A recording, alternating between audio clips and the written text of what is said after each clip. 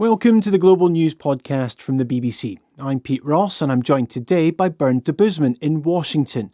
Let's dive right into it. A remarkable moment in the White House when the First Lady, Melania Trump, gave a statement. Bernd, you were there. You were actually in the room. It seemed very dramatic. What was it like? It was very dramatic, and I think what made it more dramatic is that none of us who were in the room from the media had any idea whatsoever what was going to come. The White House and the First Lady's office, they didn't tell us what this address was. I think many of us just went thinking, for example, it would be one about her children's initiatives, for example, or the various projects she has that revolve around technology. No one in the room certainly thought that she would come out and say that she had no relationship with Epstein and that these lies must stop.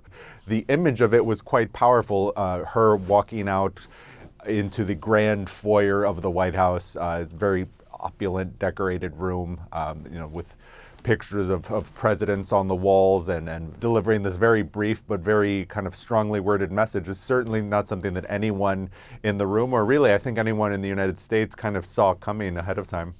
What specifically was she referencing in that brief statement that she gave yesterday? Well, she was referencing various things. I mean, one was past communications between her and Ghislaine Maxwell. There had been an email that had kind of been uncovered in the release of the Epstein file between her and Ghislaine Maxwell about an article that had been published in New York Magazine. She wanted to make very clear that that was nothing more than kind of a passing email, kind of friendly banter, that there was nothing more to it. She also referenced rumors that had been spreading quite a lot on social media, in particular about allegations that she had been introduced to her husband by Jeffrey Epstein. She said that's completely untrue, but that's something that's been kind of floating in on X in particular for quite some time now.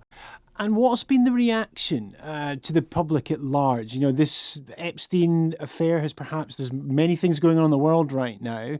This seems to have put that story back on the front pages. It certainly has. I think, as you mentioned, certainly in the last month since Operation Epic Fury began in Iran, this really wasn't something that was much being discussed much by the public or by the media. It's something that had, to a certain extent, kind of gone away, certainly as far as the Trump administration was concerned.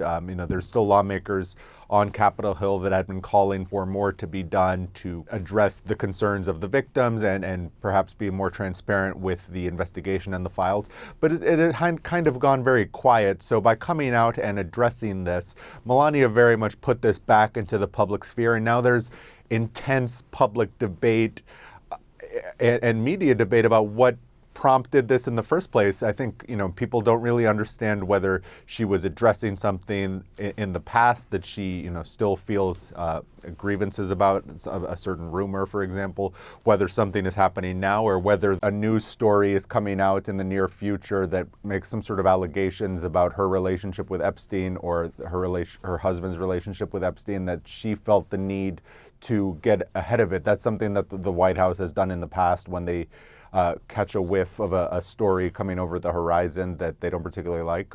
They're very proactive about kind of beating that story to the punch, as it were, and getting ahead. But we really don't know, and I think that's kind of why this address has also gripped Americans so much, because we really have no idea what prompted it whatsoever. And I think that's going to be the big mystery going forward.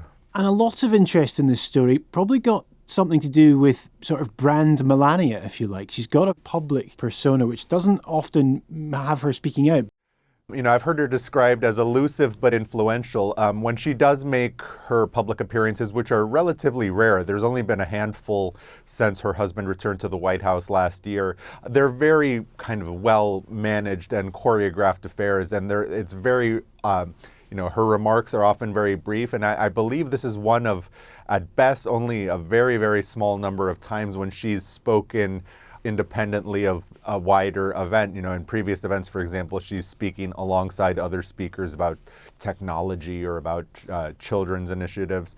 So for her to come out and make a very rare public appearance independent of everything else happening in the White House, it was also very surprising, because also we don't really hear much from her in terms of how she feels about anything personally. Even her recent documentary didn't give much away about her concerns or what she thinks about particular issues. So for her to come out and say, using quite personal language, that she feels that she's been harmed and her reputation has been harmed by these Epstein rumors that have been floated on social media is extremely rare. And I think that kind of added weight to the statement, because we really don't hear from her very often. And when we do, it's certainly not something of that nature. Donald Trump has himself said previously that the Epstein files or the Epstein investigation is effectively over. So do we have any understanding or any knowledge of how much Donald Trump knew about what Melania was going to say? Well, there's conflicting reports. He gave a very brief phone interview yesterday in which he said he wasn't aware that this was about to happen. But then the White House told other news outlets that he was aware of what was going to be in the speech.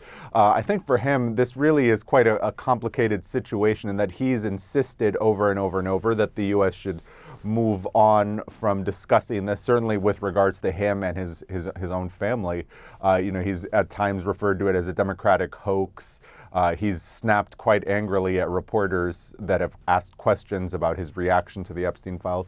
And the Department of Justice has so far made clear that, after their investigation, at the moment, they don't see any scope for prosecutions, which led to quite a lot of public discomfort here in the United States among people who feel that no one was really held responsible for what happened. Melania Trump suggested that the victims of Epstein should be able to testify in front of a congressional hearing. What's been the reaction to that? Well, that's certainly gotten mixed reviews from families of victims and from the victims themselves. While Melania's statement did get some support from people who thought it was kind of important for someone of her stature and her position to come and speak about the victims. On the other hand, many of the families, the representatives for Virginia Giuffre, for example, they're much less impressed. Their belief is that Melania's statement makes the victims the ones responsible for, putting information out into this public sphere, rather than the government, the Justice Department, or the lawmakers, or I think most importantly, the powerful people they believe have yet to face any sort of justice or repercussions for their involvement in the Epstein case. And that's something that's kind of resonated with the public as well, that many of the victims have already spoken to investigators in the past, many of whom have spoken behind closed doors to lawmakers in the past already, and many of whom, quite simply, given the traumatic nature of what they've gone through with Epstein and Ghislaine Maxwell, don't want to necessarily be on a very much international stage being peppered with questions by lawmakers on Capitol Hill in front of the entire world. Bernd de Boezman in Washington. And if you'd like to hear more from the Global News Podcast, click the link below. Thanks for watching.